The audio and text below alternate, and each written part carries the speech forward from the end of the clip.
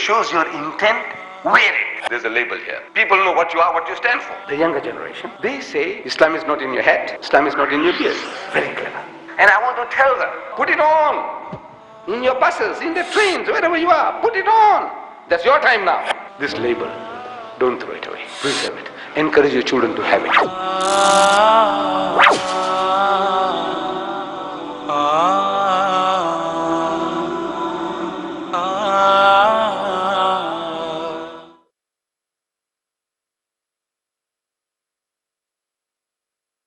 He taught us, he says, you see, the younger should wish the elder first. He said, you see, the guy who's coming down the steps must wish the one who's going up the steps, naturally. The guy who's riding a horse or a camel or a donkey, he must wish the one who's walking. All this detail he gave us. But the problem is, what are we going to wish the guy that we see? We don't recognize who he is. And this, the Muslim, the Indian Muslim, he's going off. He's too clever. Islam is not in the hat. Islam is not in the beard. It's in the heart. But I said, now that means we can't recognize you. We don't know who you are. Unless it's very close relationship. We don't know. Generally, we don't know who's who. So I go to Mauritius. A lot of Indian Muslims there. And nobody wishes one another salams there, in that country. Hardly. Some of the leading young men were taking me from meeting people. In the street, the leading guys of the societies, nobody's wishing salams. Nobody. I'm inquisitive. I want to know why. Reason is because they all look alike. The Creole, the Indian, the Hindu, the Christian, everybody is the same. No identity. So now you don't want to make a fool of yourself. If you don't know, the guy looks familiar. But he says, Assalamu alaikum. I say, what's that? What did he say? You don't want to feel embarrassed.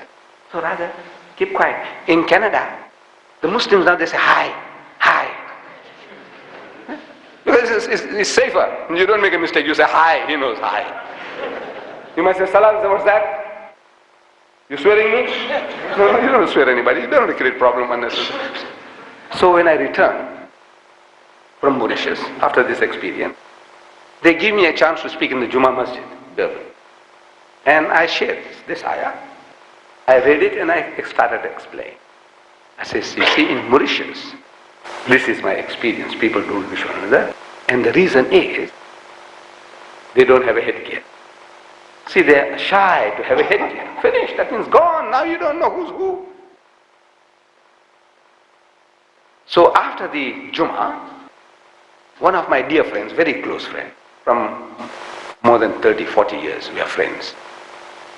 Mr. G.M. Jamal, very well-known person.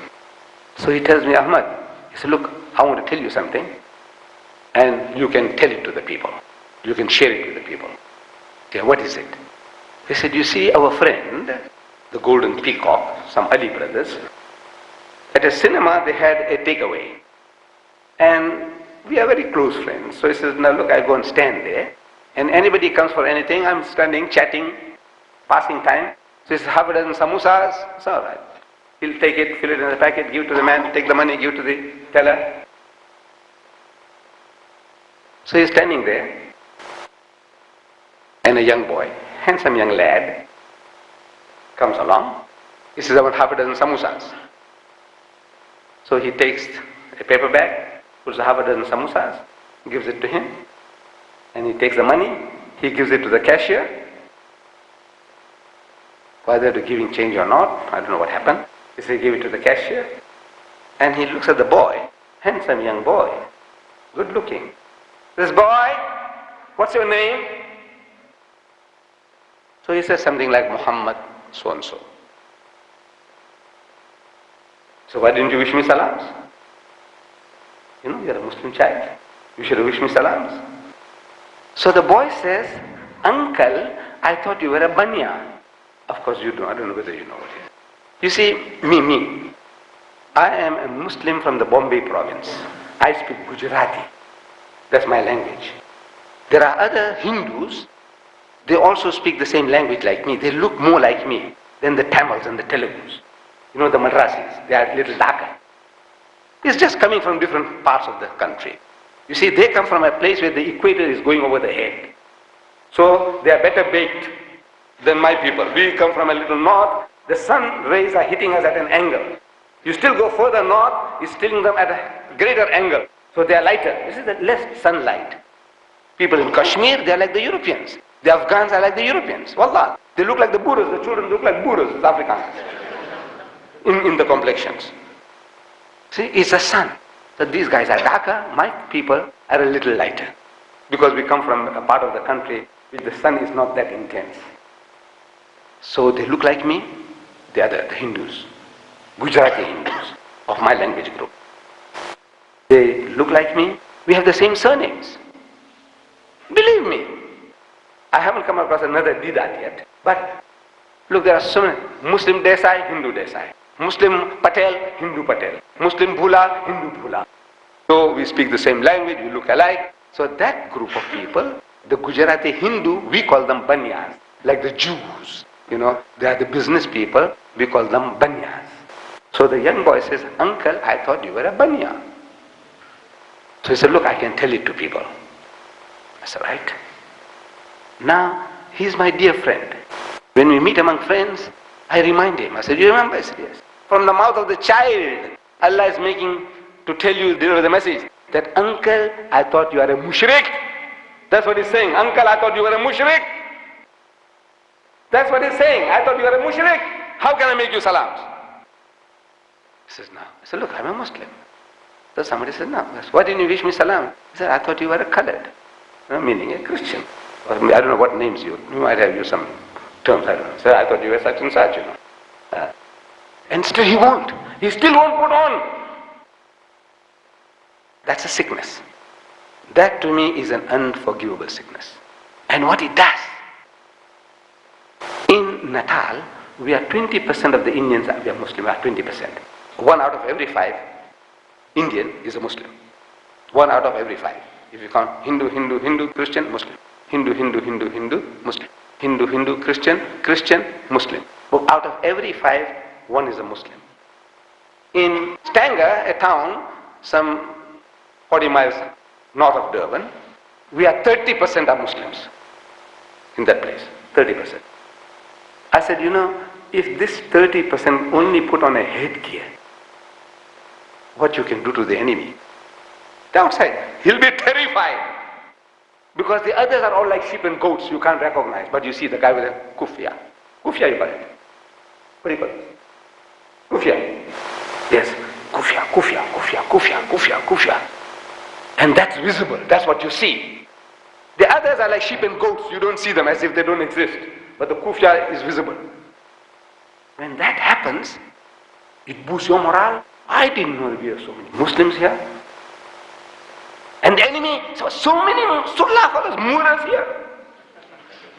It terrifies them, Allah, it terrifies them. And our Nabi Kareem Sallallahu Alaihi Wasallam, he gave us the secret of this psychology. He said, when the Eidains come, the 2 Eids, Eid al-Fitr, Eid al-Adha, he said, go to the Eidgah, in the open air outside the town. Look, this is not politics, your politics. I don't know what are your politics here. I'm not talking about your politics. Whether it's a judicial council or whether it's this, what they're talking, I don't know. And I don't care. I am only telling you what our Nabi Kareem Sallallahu Alaihi Wasallam he said.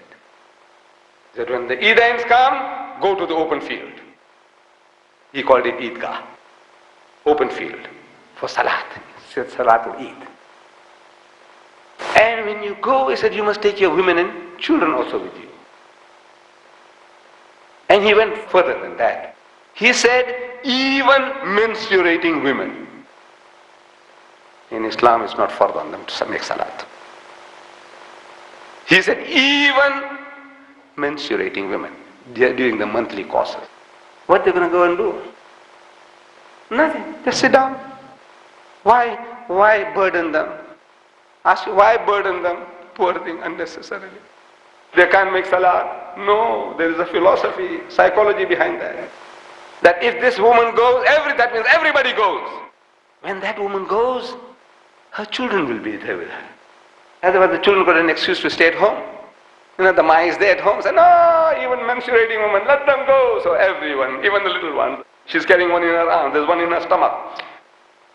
There's one 3-year-old, one 5. Everybody is there. So the enemies of Islam, they watch. Shh, so many Muslims in Medina. So many Muslims in this village. So many Muslims in Mitchell's Plain. So many Muslims in Hanover Park. It terrifies the enemy out of his wits. We didn't know. You, so Alhamdulillah, we are so many. This is the secret. He's telling you. Psychology. Do it. But no, I won't do it. Why not? You know the reasons. Why don't you want to do it? Look for an open field. I know your weather is bad here, but go to the Good Hope Center.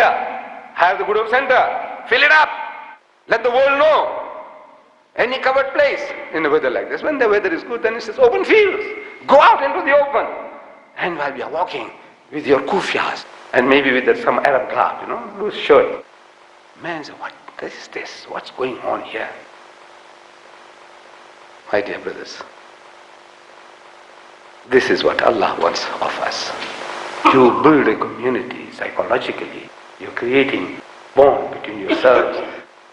Peace and salutations. Peace and salutations. Allah is keeping record of all that, He says. He's keeping record of that.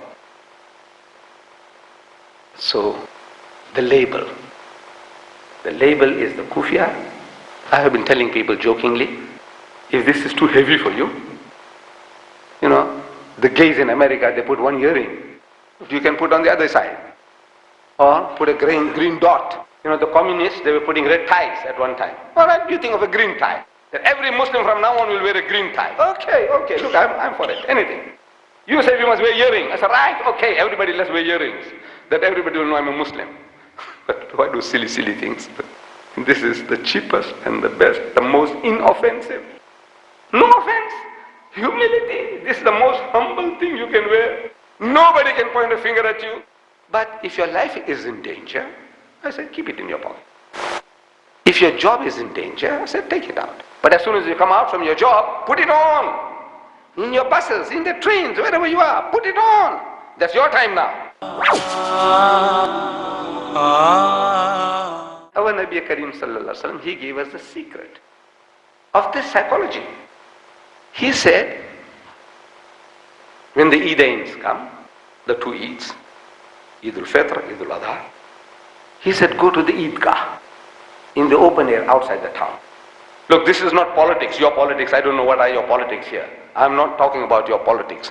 Whether it's a judicial council or whether it's this, what they're talking, I don't know. And I don't care. I am only telling you what our Nabi Kareem Sallallahu Alaihi Wasallam, he said. That when the Eidains come, go to the open field. He called it Eidgah. Open field for Salat.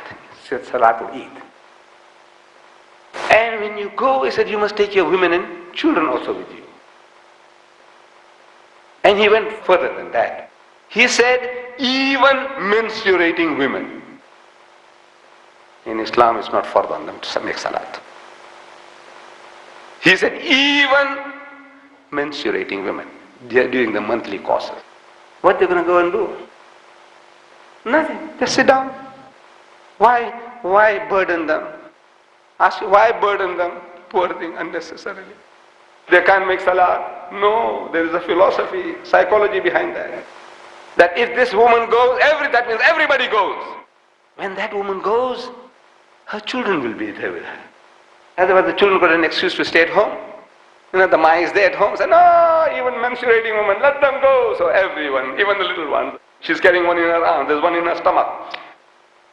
There's one 3-year-old, one 5. Everybody is there. So the enemies of Islam, they watch. Shh, so many Muslims in Medina. So many Muslims in this village. So many Muslims in Mitchell's Plain. So many Muslims in Hanover Park. It terrifies the enemy out of his wits. We didn't know. You, so Alhamdulillah, we are so many. This is the secret. He's telling you. Psychology. Do it. But no, I won't do it. Why not? You know the reasons. Why don't you want to do it? Look for an open field. I know your weather is bad here, but go to the Good Hope Center. Have the Good Hope Center. Fill it up. Let the world know. Any covered place in a weather like this. When the weather is good, then it says open fields. Go out into the open. And while we are walking with your kufias and maybe with some Arab garb, loose shirt. Man says, what is this? What's going on here? My dear brothers, this is what Allah wants of us. You build a community psychologically. You're creating bond between yourselves. Peace and salutations, peace and salutations. Allah is keeping record of all that, He says. He's keeping record of that. So, the label is the kufia. I have been telling people jokingly, if this is too heavy for you, the gays in America, they put one earring. You can put on the other side. Or put a green dot. The communists, they were putting red ties at one time. All right, you think of a green tie. That every Muslim from now on will wear a green tie. Okay, look, I'm for it, anything. You say we must wear earrings. I said, right, okay, everybody let's wear earrings. That everybody will know I'm a Muslim. But why do silly things? This is the cheapest and the best, the most inoffensive. No offense. Humility. This is the most humble thing you can wear. Nobody can point a finger at you. But if your life is in danger, I said, keep it in your pocket. If your job is in danger, I said, take it out. But as soon as you come out from your job, put it on. In your buses, in the trains, wherever you are, put it on. That's your time now. If your boss doesn't want it at work, you're working in an office, as a typist or whatever, he doesn't want it, okay, boss. Don't make an issue out of it. Because if I was in such a position, I would make an issue out of it. Keep it in your pocket. But in your time, to me, it's inexcusable that you take it off. This one here will save our mothers and daughters. An old man sitting with this. Somebody want to interfere with a Muslim girl that's passing by. He says, this, what do you call the old guy? He says, he's looking, he's watching. This old man. He might not be able to stand up and do nothing. But just because he's got this on, it saves our mothers and our daughters from insults, from assaults. Just this. He says, there's some sulla fellow watching. Some Moor is watching. So if the label shows your intent, what you are out to do, this is an excuse for propagating Islam. That guy is going to question you. Because of this, now he'll start with you. Good. Instead of you starting, he's starting with you. Let him start. Then get my literature. Free. Wallah, free. He'll arm you how to do the job. How to crack his skull. And these literatures are all free. Yes, I will be giving it to you if you ask somebody to bring it. Saleh? Yusuf? Our Yusuf is there. Right. Yusuf, please, if he's here. We have a comic strip. Very entertaining. Comic, 4-color job. Look, Allah has blessed us, wallah. 30 years ago I started coming to the Cape. I used to drive down from Durban to here. It took me about 3 days. I stopped in East London, Port Elizabeth, and on the way, if I find a Muslim shop, that Adelaide, going there, King Williamstown, Queenstown, collecting zakat lillah, 5 rands, 10 rands, 50 rands, begging, coming here, going door to door, zakat lillah. For 30 years I did it. Allah has freed me from that. That I'm in a position today, what I'm telling you, 100,000 Qurans at a time, I'm having them published.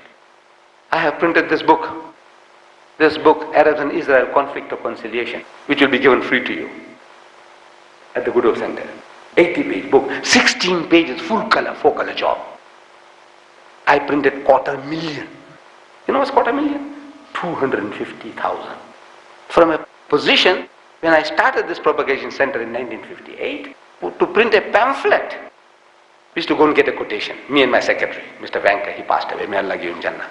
We used to go and get a quotation for 1,000 and 5,000.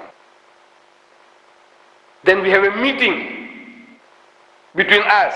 He said, man, 5,000 is too much money.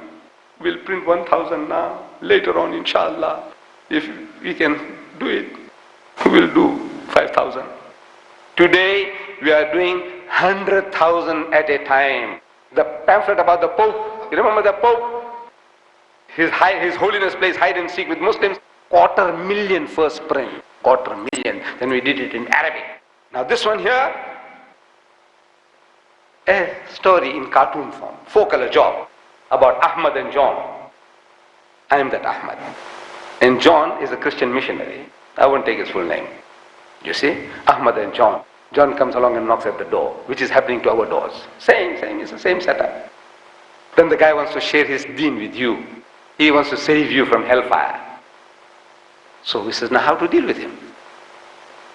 Easy. I tell you there now, look, this is what this Ahmed did to that John. You memorize that verse, do the same. Everything, the laddu, the halwa. I don't know, you have some nice thing that we eat at home? I don't know, we call it laddu, we call it halwa, you know, our sweet meat. You know, Turkish delight, you put in your mouth and it melts away, melting moments. I don't know whether the Malays have any such thing like that. Something nice, halwa like, you know. Nice sweet thing, like pudding. Kusistas. Like your kusistas. You see? I said, this is like that. Shh, take it and chew it, man. Enjoy it. Wallah. Yeah. 4-color job. 4-color job. I printed 100,000. I can't remember 100,000 I did, but it might be 250,000, I don't know. But it's being done. Shh. Allah has blessed us. 100,000 Qurans at a time. 250,000 of the books at a time.